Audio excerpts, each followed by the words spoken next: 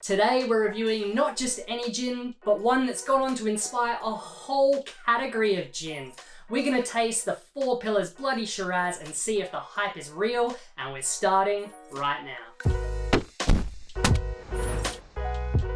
G'day folks, for those of you who are new here, my name's Tim and welcome to Tim and Tonic, where we discover the world's best gins and how to drink them. So there's a couple of different reasons why I wanted to share with you the Four Pillars Bloody Shiraz gin today. First and foremost, there's a lot of hype around this gin, and as always, I just want to give you the inside scoop and understand what it tastes like and if this gin is really worth it. And second, there's a lot of common misconceptions and misunderstandings around what this gin actually is. And honestly, I'm not at all surprised. With a name like Shiraz on the bottle, people are instantly going to draw that comparison to wine, but maybe that's not quite the case. So back in 2015, Four Pillars tried a crazy little experiment. They wanted to create a uniquely Australian sloe gin, so their home in Australia and the Yarra Valley being a really famous wine region, it just all made sense. Now, I've heard a lot of people say it's gin mixed with wine or it's gin aged in wine barrels, but actually it's none of these. So Shiraz is a variety of grapes, right? You may have heard them called Shiraz before for my French and American friends out there, but it's all the same.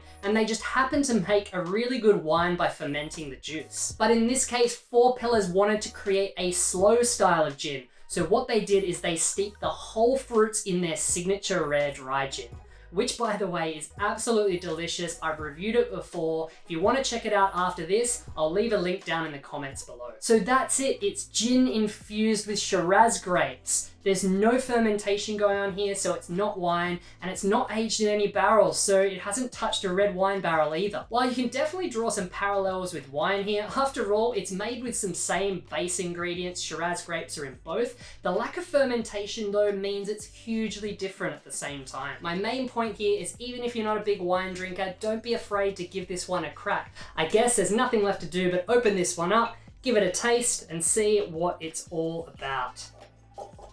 Oh, I can smell a little something coming already. Let's give it a smell.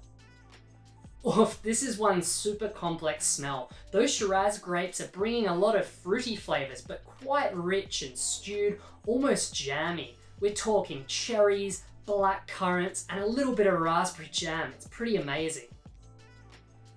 What's really nice though is, while yes, it is quite thick and fruity, it's not the only thing going on here. That gin base actually does really shine through everything. I've got the juniper coming through with those pine needles and citrus notes, which balances everything perfectly. And there's also a little bit of peppery spice too. So a really nice nose overall, but before we get onto the tasting, if you're liking the review, hit the like button now and let me know down in the comments what you think of the Four Pillars Bloody Shiraz gin.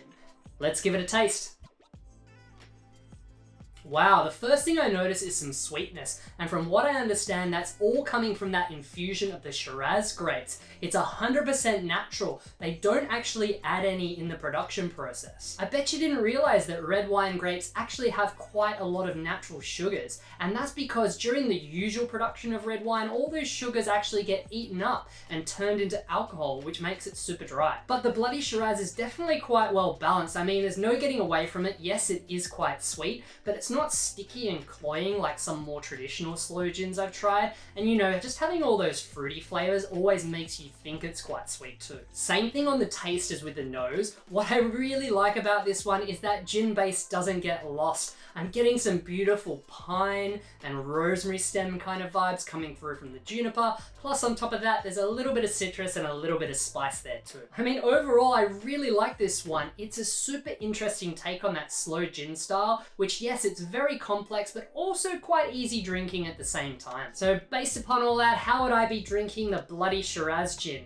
Well, keep it classic when it comes to tonic waters. You don't want to be adding too much or anything sweet to this one because there's already so much going on there. In that regard, you might want to try it with some light tonic water or some soda water, or even over ice. It's exceptionally easy drinking. As for garnishes, I really like citrus peels with this one, such as lemon peels and orange peels, because those aromatic elements just help to really lift that gin base, but at the same time cuts through that sweetness a little bit. It's really all about complementing it with this gin. There's a lot going on, so you don't need to add that complexity back in. Same rules apply when it comes to cocktails. I really like the Bloody Shiraz gin in sours and fizzes. It's really that blank canvas that just lets the gin shine, but at the same time, the citrus just balances out the sweet notes. Maybe you even want to use it as more of a modifier in conjunction with another gin as the base, like in a bramble, a little drizzle of this over the top instead of your classic creme de mure, the blackberry liqueur, would be absolutely delicious as an example. So guys, here it is, the final verdict on the Bloody Shiraz gin. Well, there's no denying it here, this is an absolutely delicious little drop. But as usual, all the hard and fast facts that you need to know, this one is 37.8%,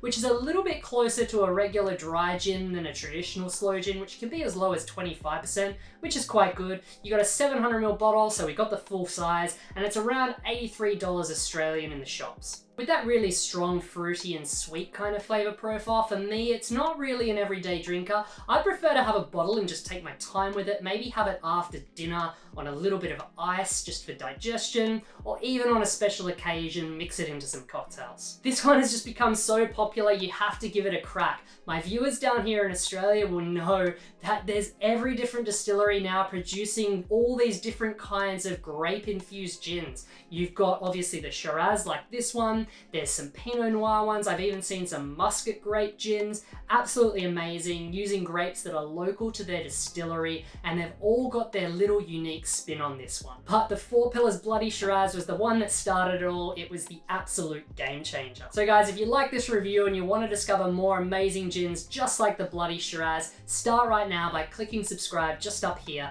so you don't miss out on any new reviews as they come out in the channel.